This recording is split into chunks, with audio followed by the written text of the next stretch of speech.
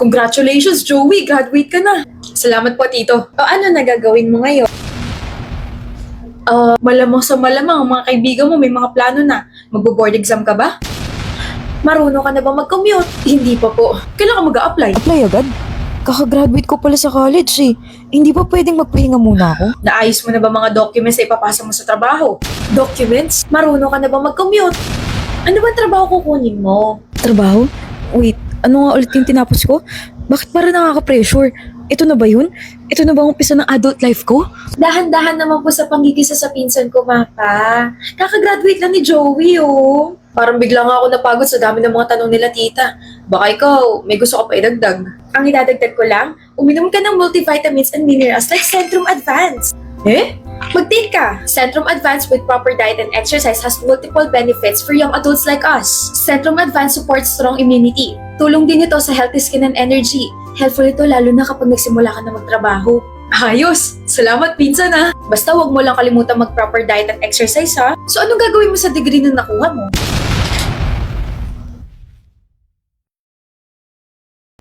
Baby, if you want, let me show you. Come and ride, I'm your chauffeur. Just give me access. Don't need no practice. When you back it up and go, be a magic man, you know. Just give me access. Don't need no practice. When you back it up and go, be a magic man, you know. Alam mo ma'am, naalala ko sa'yo yung auntie ko. Laging iniisip yung mga mahal sa buhay kahit malayo. Wow! Talaga? Bakit? Anong kwento ng auntie mo? Yung auntie Celine ko, OFW siya. Never nakalimutan na alagaan ako kahit nasa malayo siya. Lalong-lalo na namatay yung mga magulang ko. Dana, sakit.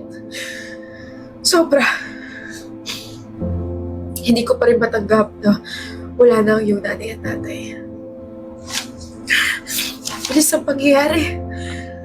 Nalulungkot ako para sa'yo. Para sa ating lahat. Pero, promise, uuwi ako. Pinayagan ako ng boss ko na mag-leave ng 3 linggo. Kahit pa paano, gusto ko maramdaman mo na may kasama ka. Laban lang tayo ha. Salamat po, auntie. Nandito ako. Nandito kami. Hindi namin kayo pababayaan. Sorry, auntie, hindi ko mapigilang umiyak. Naiisip ko pa rin na wala na sila mama. Wala na rin mag-aalaga sa amin.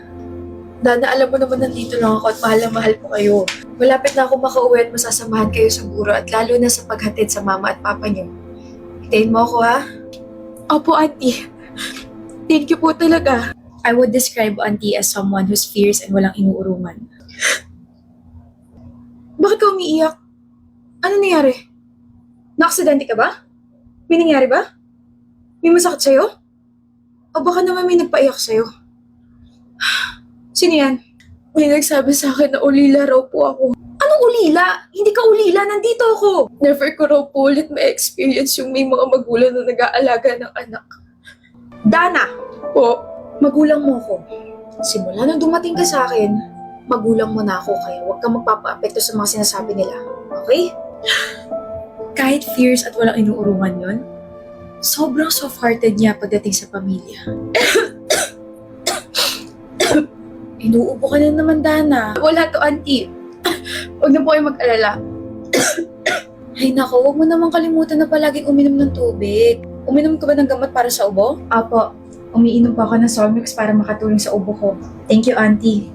Buti na lang po nandyan kayo. Ay nako, kahit kailan. Ako bahala sa'yo. Si auntie, laging sinisigurado na handa kami sa sakit. Kahit wala siya, nandyan pa rin yung alaga.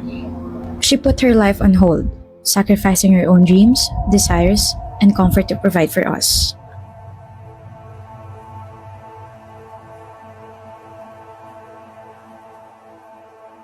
Tulad niyo, she's been there through our ups and downs. Hindi naging hadlang yung pagiging malayo niya para maalagaan kami. Tapos alam niyo ba? She shaped me into someone who can stand up for myself and she taught me a lot of things. For years of being an OFW, ang dami niya naging sakripisyo para sa amin and I am very grateful for that. Inalagaan, hindi pinabayaan, binigyan ng atensyon, tinuruan. minahal bilang anak niya. Oh my gosh. Grabe pala ang sakripisyo ng Auntie Celine mo para sa inyo. Ang tatag niya. At bilib ako sa kanya na siya palang nag-alaga sa inyo na wala mga magulang mo. To be compared to her is such a compliment, Dana. Opo, Mama. Grabe yung sakripisyo, alaga at pagmamahal ni Auntie Celine sa amin. And I know she's very proud of me for being so strong.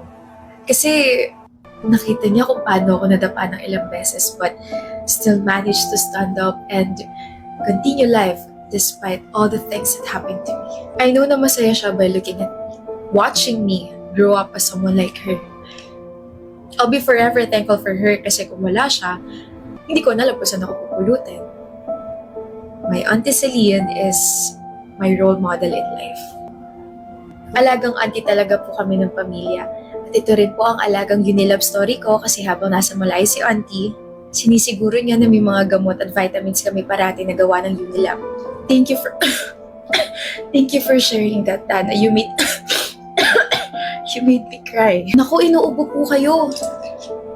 Ito po ang gamot. Inumin niyo po para makatulong po sa ubo niyo. Salamat.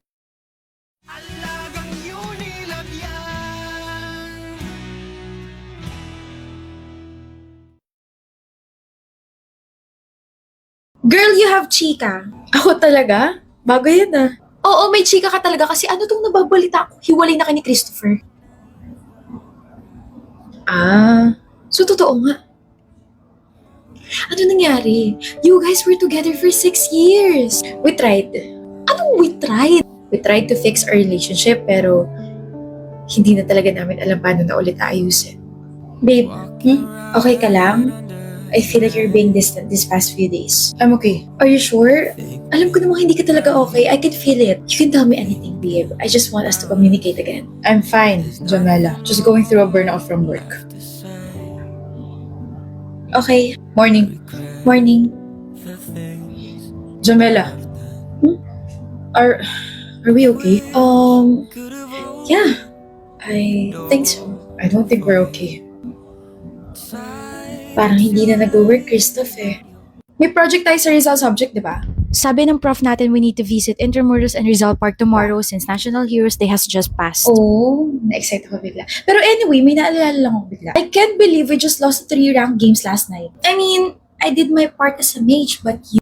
Girl, as a roam, of course I did my part. Nakalimutan mo na ba na may 21 assist ako? And namatay ka ng 18 na beses. Yeah. Kasi roam ako and aside from that, tangka ko, I initiate the play. Alam mo, I should be considered as hero. Mira the Kalea hero. I did pretty well. You were such a feeder last night kaya. 2 kills, 13 deaths, and 4 assists. Nasaan ka nung kailangan ka namin? Tapos my gosh, habang naglalaro pa tayo, sigaw ka ng sugod! Because I was being competitive. You plus competitive, chaotic. Feeling mo yata tangke. You were also doing the sugod thing. Yeah, but with my new emote that I got from MLBB, uy, nakita ko yun, Mira. Gusto ko rin ng gano'n. Ang dali-dali lang makuha nun. Just log in MLBB and claim the emote and exclusive avatar border for free. Remember, this is only limited and exclusive. Okay, gusto ko na yun. Now na. Let's play Mira. Sugod! Pwede ba? Tigilan mo ang kakasigaw ng sugod at baka masipa kita.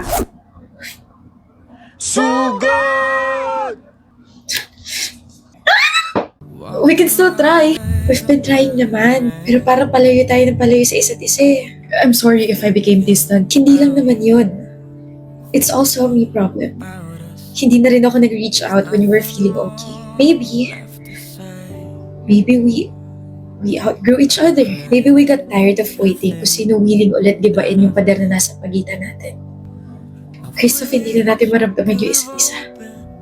And you know that. Jamela. I really love you, Christopher. I really do. Mahal din kita. Pero hindi na sapat yung pagmamahal na meron tayo kasi we both chose to turn our backs on each other.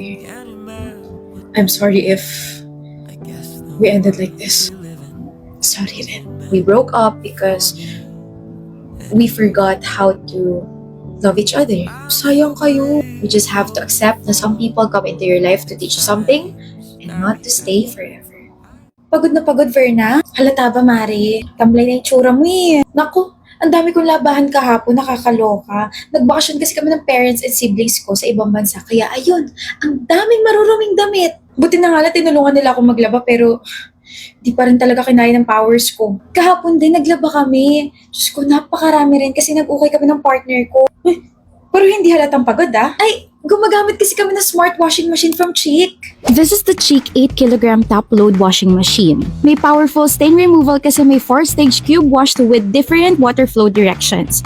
One-touch smart wash wherein may intelligent cleaning mode, cleaning strength, and cleaning time. Delay end and may drum clean pa para sa mga hidden stains inside washing machine. Aside from those features, aesthetically pleasing pa ang itsura nito. Mura lang ba? Affordable now with 52% off. Kaya don't forget to grab the exclusive voucher before purchase. Ay, kung alam ko lang na may ganyan, edi sana kasing fresh mo na ako ngayon. Fresh din ako kasi may kiss ako galing Mr. bago umalis kanini. Nasaan na ba yung pamalo ko? Bakit? Washing machine lang yung usapan, hindi landian. Sorry na!